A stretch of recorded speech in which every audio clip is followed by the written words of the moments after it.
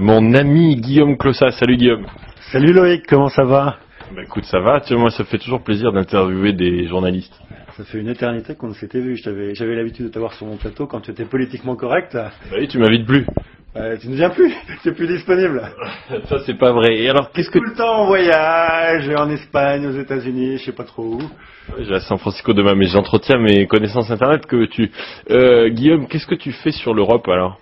Tu sais que l'Europe va avoir 50 ans, c'est le 50e anniversaire du traité de Rome, et c'est nous, avec nos partenaires du mouvement européen et notre Europe, qui lançons les festivités à l'échelle de l'Union pour les premiers États généraux de l'Europe, avec quelques surprises. C'est quoi les États généraux de l'Europe? Les États généraux de l'Europe, c'est une grande manifestation où il y aura des citoyens, des intellos, des journalistes, des blogueurs, des politiques, pour réfléchir à la prochaine étape de la construction européenne. Tu sais, il y a eu un nom français il y a 2 ans, l'Europe a 50 ans. Prends-moi pour un gros naze. Non mais je sais bien, oui. Il faut, à l'occasion des 50 ans de la construction européenne, voir comment on va avancer, puis éventuellement soumettre... Justement, il y a eu un nom, c'est has-been, non? On parle plus de ça maintenant. Je ne sais pas, mais j'ai l'impression que les candidats ont quelques idées sur le sujet, et puis on ne sait pas trop comment faire.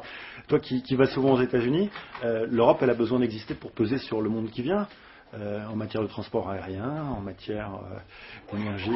Mais souvent, quand on parle de conférences comme ça, c'est plutôt chiant. Comment ça se fait que la tienne sera chiante aussi?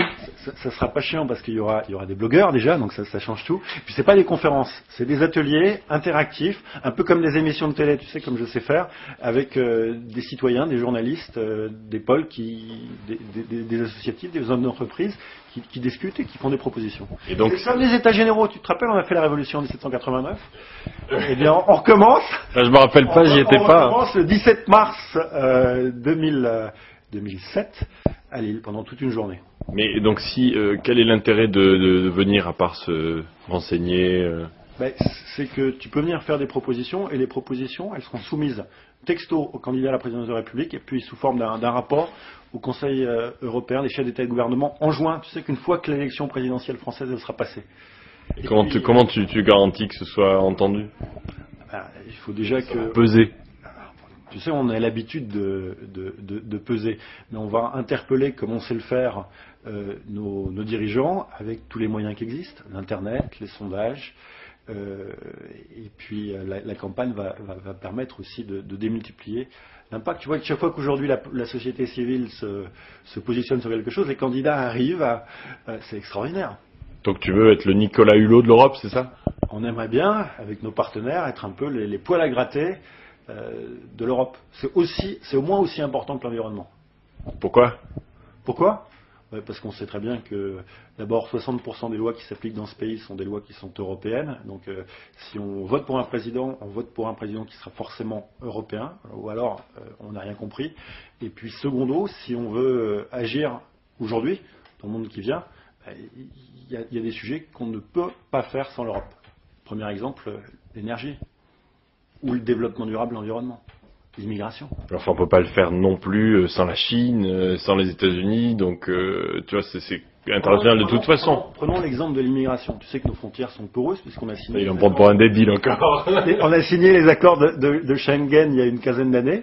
Ça veut dire que des gens qui rentrent dans un pays de l'Union peuvent rentrer en France. Donc si on fait une politique d'immigration tout seul, ça n'a aucun sens puisqu'on est lié par des accords très stricts avec les autres Européens. Et donc oui, s'ils rentrent par un autre pays, ils peuvent arriver en France. Donc ça reste l'Europe qui fait peur, en fait. Mais non, c'est l'Europe qui agit si elle sait se mettre d'accord et si elle a le courage peut-être de mettre un peu de niveau fédéral dans certaines politiques, c'est-à-dire à la politique étrangère. Regarde, on ne peut pas peser au Moyen-Orient quand on a 5 politiques qui se font concurrence et puis des chefs d'État qui les uns après les autres. C'est complètement absent l'Union européenne. Il n'y a pas de politique étrangère européenne. C'est complètement absent, sauf qu'il n'y a plus de politique étrangère nationale. Donc si on ne crée pas une politique étrangère européenne, on est pris pour des glands par nos amis américains. Des quoi des et ne pas dire les Chinois qui s'amusent à nous regarder, nous faire concurrence pour vendre qui un jour un avion, qui un autre jour nous imposer les droits humains ou d'autres choses. Et l'Europe alors?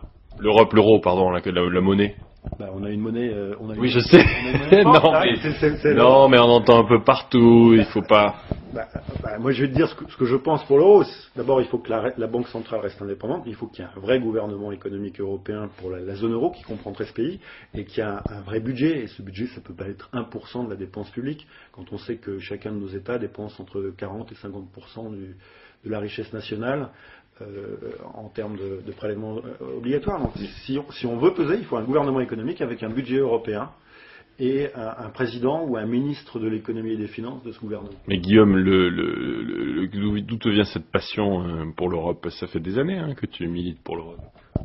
C'est parce que l'Europe, c'est une évidence dans le monde qui vient. Mais quand on discute avec beaucoup de gens, ils te répondent oui, mais moi je m'occupe d'abord de gagner ma vie, boucler mes fins de mois, acheter un appart, et l'Europe c'est loin.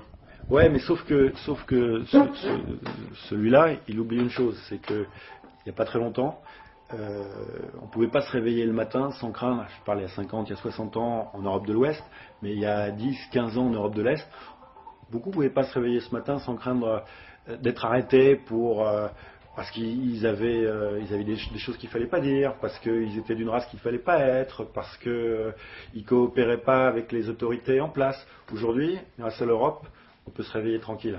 Rien que ça, tu comprends à quoi ça sert. Et puis le business, les grandes entreprises, elles ont une zone avec une monnaie unique où elles peuvent faire du business en toute tranquillité sans se demander si le lendemain matin la monnaie elle va être dévaluée de 25 ou 30%. On oublie, mais c'était une horreur pour les entreprises françaises et on perdait des points et des points de croissance. Et donc combien t'attends de personnes à ta conférence le 18 mars? On aimerait que vous soyez 2000, 3000, 4000. C'est le 17 mars.